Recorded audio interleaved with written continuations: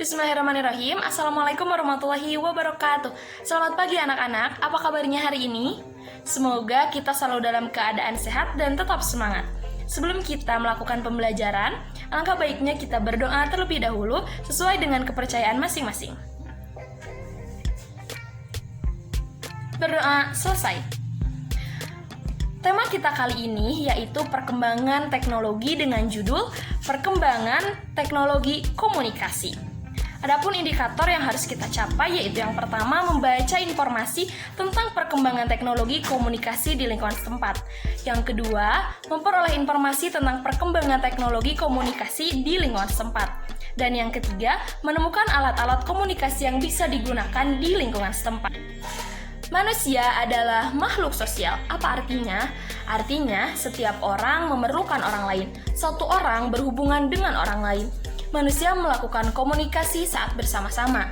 Saat berkomunikasi, kita dapat menyampaikan apa yang kita pikirkan, dan saat berkomunikasi, kita dapat menyampaikan apa yang kita inginkan. Pada zaman dahulu, ruang komunikasi manusia sangat terbatas. Bersyukurlah teknologi komunikasi semakin berkembang. Kini kita dapat berkomunikasi dengan siapa saja dan di mana saja. Mari kita pelajari mengenai perkembangan teknologi komunikasi supaya hidup kita semakin berarti. Sebelum kita ke materi selanjutnya, Ibu mau bercerita dulu nih. Pada suatu hari, Hilya dan Pila main ke rumah Najmi. Pada waktu itu, Ibu Najmi menghampiri mereka dan memberikan mereka majalah supaya mereka membaca bersama-sama. Mereka tertarik dengan wacana yang berjudul Sejarah Komunikasi. Mari kita simak sejarah komunikasi. Komunikasi adalah cara penyampaian gagasan antar manusia. Pada awalnya, komunikasi dilakukan secara tatap muka dan pesan disampaikan secara lisan.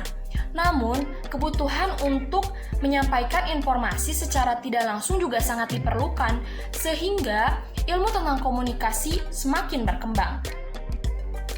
Ada beberapa macam cara penyampaian pesan dari jauh. Suku Indian menggunakan asap sebagai tanda pesan.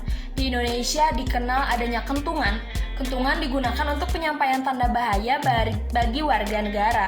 Selain kentungan, gong juga bisa menjadi pilihan sebagai alat menyampaikan pesan. Salah satu penyampaian pesan secara tertulis yaitu dengan surat. Sebelum adanya kertas, surat ditulis di atas daun lontar. Pada saat mesin cetak telah diciptakan, alat komunikasi berkembang melalui surat kabar atau koran.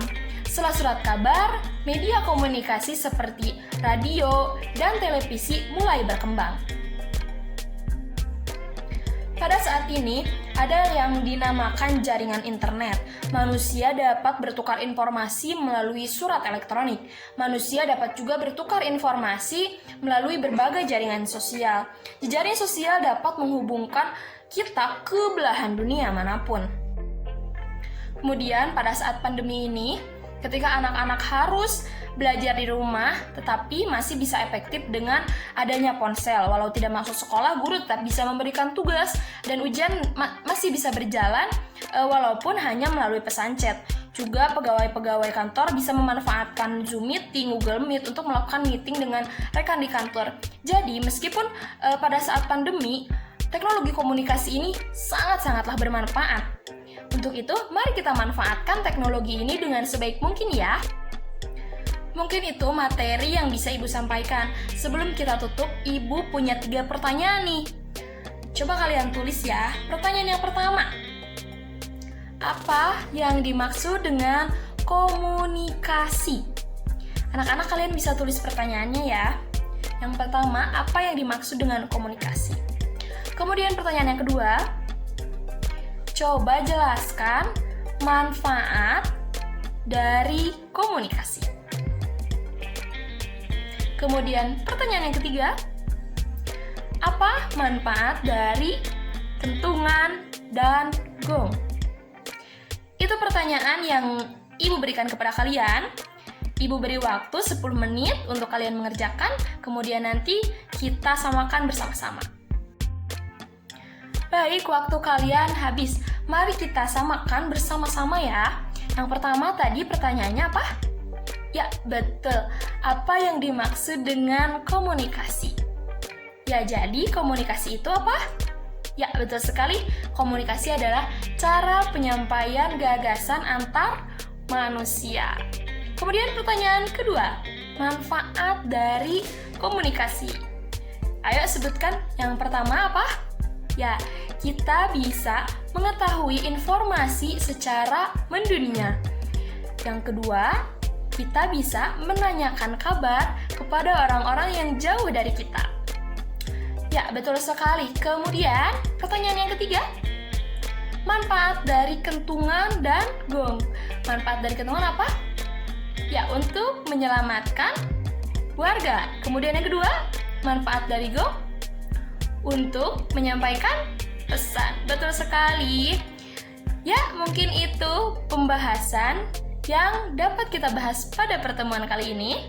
Semoga kalian tetap sehat dan tetap semangat. Wassalamualaikum warahmatullahi wabarakatuh. Bye. Oh iya nih, jangan lupa sebelum ditutup, subscribe dulu channel Einstein CL Official sama channel Humanika Laboratory. Aktifkan notifikasinya ya. Thank you.